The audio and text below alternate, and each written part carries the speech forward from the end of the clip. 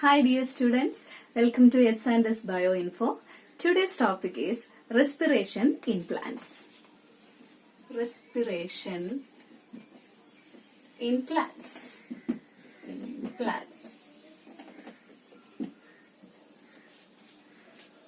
Like other animals, plants also respire for their survival. So why do they respire?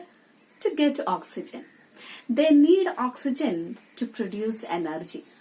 They also follow aerobic pathway to produce energy like us. Now let's learn about how does respiration take place in plants. Let's learn more about it. Gaseous exchange or respiration in plants takes place by a process called diffusion. Diffusion is the movement of particles from the region of higher concentration to the region of lower concentration. It takes place through three different organs in plants. They are stomata, lenticels,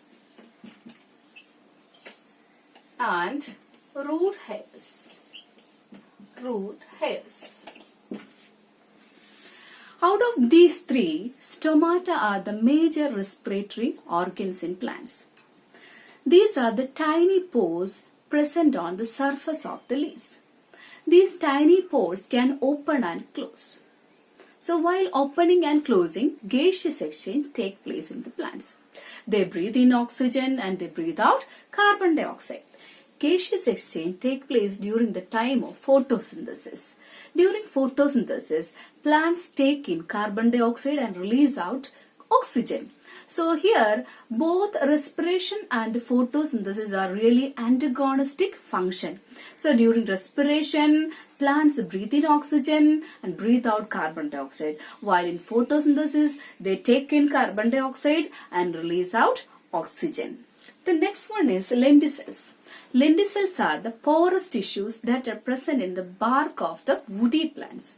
They allow the gaseous exchange in between the atmospheric air and the cells of the plants. They allow minimum exchange of gases in large woody plants. The last one that is root hairs. Root hairs involve indirectly in respiration. They allow minimum exchange of gases in between the that air present in the soil particles and the root cells. Just before I have told you that gaseous exchange or respiration takes place through diffusion in plants. The direction of diffusion depends on mainly two factors. They are, first of all, environmental condition. Environmental conditions and the requirement of plants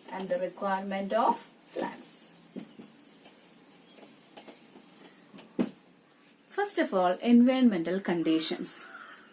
Both photosynthesis and respiration take place during the daytime, but the rate of photosynthesis is higher than that of the rate of respiration. Do you know why?